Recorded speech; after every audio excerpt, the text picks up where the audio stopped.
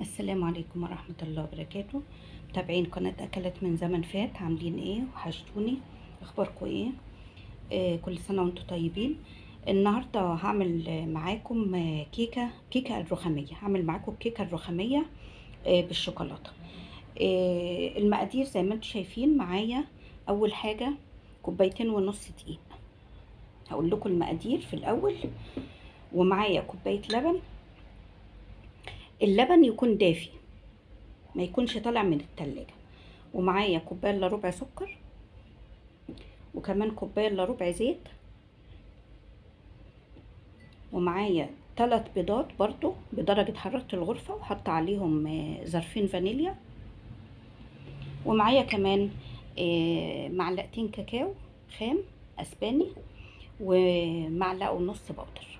دي كده المقادير بتاعتي. وطبعا انا هشتغل بالمضرب السلك. اول حاجة بنعملها، احنا كده عرفنا المقادير. اول حاجة بنعملها طبعا الدقيق لازم يكون منخول كويس قوي، يعني ما تنسيش الخطوة بتاعت نخل الدقيق. اول حاجة هنزل بكوباية السكر، كوباية الا ربع سكر زي ما قلنا اهي.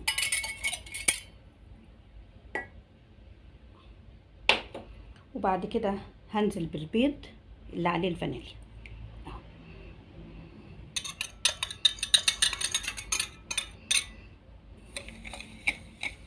وهضربهم بقى كويس جدا بالمضرب السلك.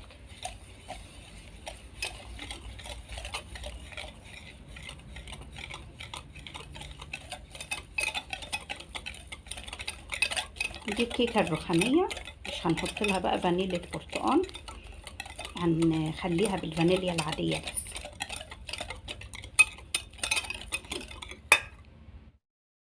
بعد ما ضربته بقى كويس جدا، القوام بتاعه زي ما انتم شايفين تقيل اهو، هنزل بكوبايه الزيت بتاعتي.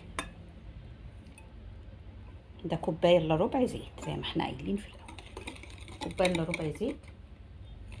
وهضرب برضو تاني كويس جدا. هحاول اضربه شويه كده، حوالي 5-6 دقايق، بحيث ان هو يتقل شويه. بعد ما ضربته بقى بالطريقه دي كده، هركن الخليط ده على جنب، وهجيب الدقيق بتاعي. ادي الكوبايه كوبايتين ونص دقيق زي ما انتم شايفين كده. هنزل عليهم بالبودر وهقلبهم كده، وبرده ذره الملح ما ننساش. يبقى الدقيق بحط عليه البودر واقلبه، وذره الملح، ذره ملح بسيطه خالص بنحطها. وبعد كده هنزل بقى بالدقيق شويه بشويه كده على الخليط بتاعي.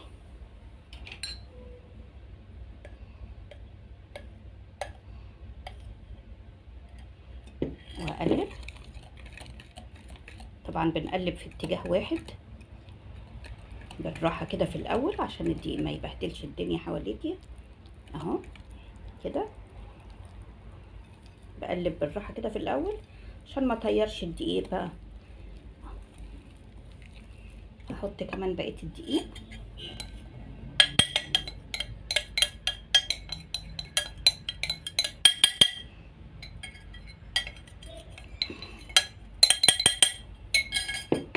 وهقلب بقى. بعد كده هنزل بالكوبايه اللبن بتاعتي، هنزل بيها كلها، هي يا دوبك. وهقلب برضو بالراحه بقى كده زي ما انتم شايفين كده. بقلب في اتجاه واحد برضو اهو. بحاول اجيب الجوانب برضو عشان ما يبقاش فيه تكتلات. هنا بقى انا حسيت ان هي تقيله شويه، فهزود شويه اللبن دول. عايزه تزودي ميه ما يجراش حاجه، دولت كانوا حبه لبن وانا بسخن اللبن اتبقوا في الكنكه فسيبتهم. انت عايزه تزودي حبه ميه ما يجراش حاجه. انا زودت شويه لبن اهو، عشان لسه هاخد من الخليط ده احط عليه كاكاو، فهيحتاج يبقى سايل شويه. هنا خلاص كده زي ما انتم شايفين شايفين القوام بتاعها؟ ده القوام بقى اللي احنا عايزينه، مفيش تكتلات، وقلبناها كويس. طبعا ما تزوديش قوي في التقليب. بعد كده عشان اخليها رخاميه بقى هاخد منها حبه، هاخد جزء كده اهو، حبه كده صغيرين، وهحط عليهم الكاكاو اللي انا قلت عليه.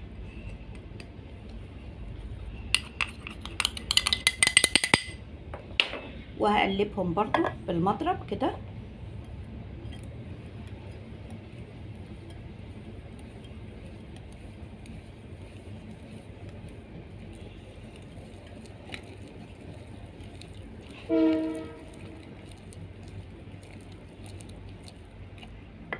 طبعا ما ننساش برضو معلقه الخل، انا كنت هنساها، حط هنا حبه، ومعلقه خل برضو هنا اهو. يعني كده مجموعهم يعتبر معلقه.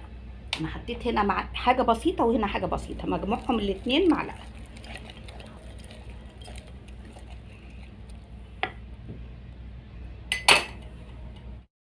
اقلبه بقى ده كويس كده، بحيث برضو يديني نفس القوام بتاع الابيض، الكيكه البيضاء. بس كده شايفين؟ وخلاص على كده.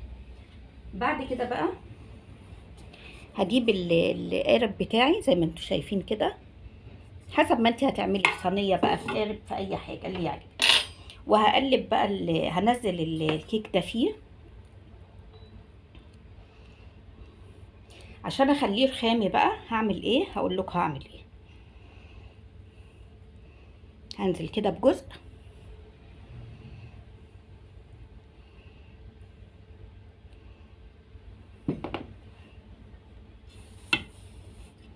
وبعد كده هنزل بجزء من ده.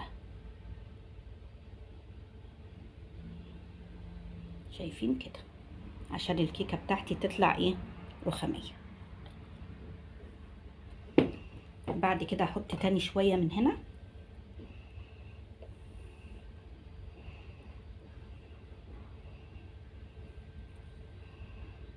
موضوع بسيط خالص.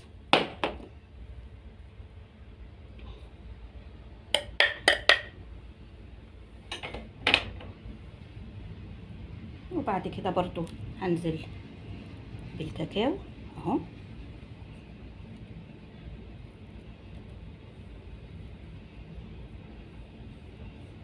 نفضي بقى كله كده.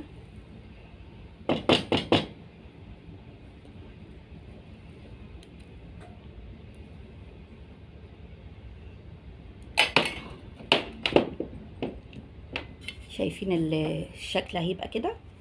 بعد كده هنزل بالباقي ده.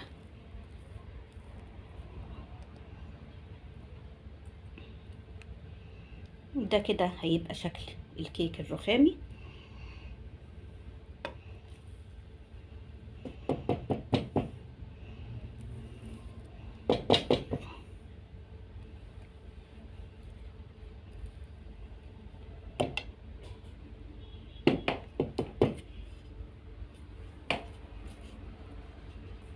وهدخلها الفرن بقى على درجة حرارة 170 أو 160.